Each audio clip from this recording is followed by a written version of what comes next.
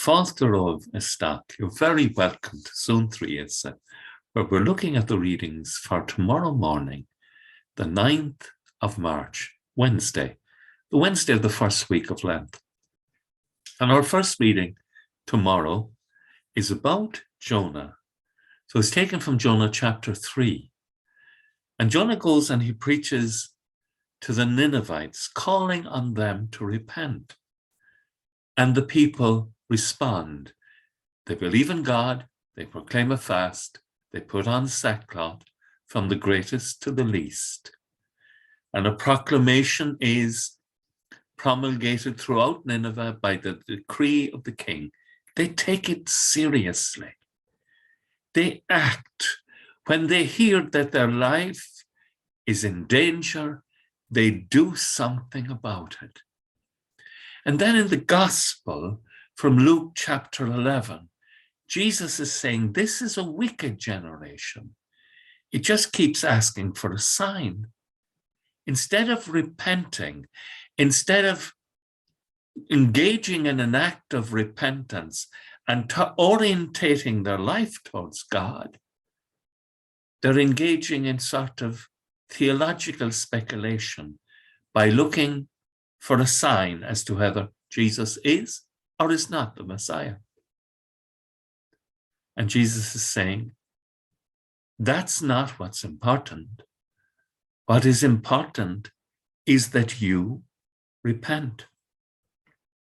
Now, frequently during Lent, the psalm is actually taken from Psalm 51, David's great act of and prayer of repentance.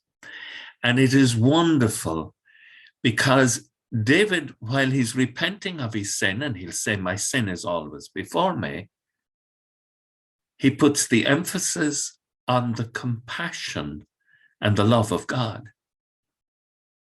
So that's the central thing to the act of repentance, that you come into a deeper awareness of God's love. Have mercy on me, God, in your kindness, in your compassion, blot out my offense. Kindness, compassion, this is who God truly is. Oh, wash me more and more from my guilt and cleanse me from my sin. Again, only the grace of God can do this. I cannot change my life without the gift and the grace of God. A pure heart create for me. Lord, please do this. Put a steadfast spirit within me. Do not cast me away from your presence, nor deprive me of your Holy Spirit. The people of Nineveh repent. The people in the gospel are engaging in just speculation, and they're not thinking about their need of repentance.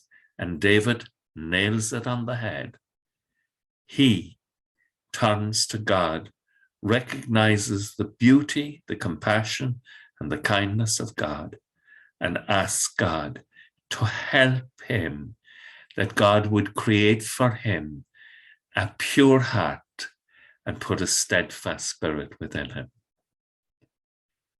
All those who call upon the name of the Lord will be saved.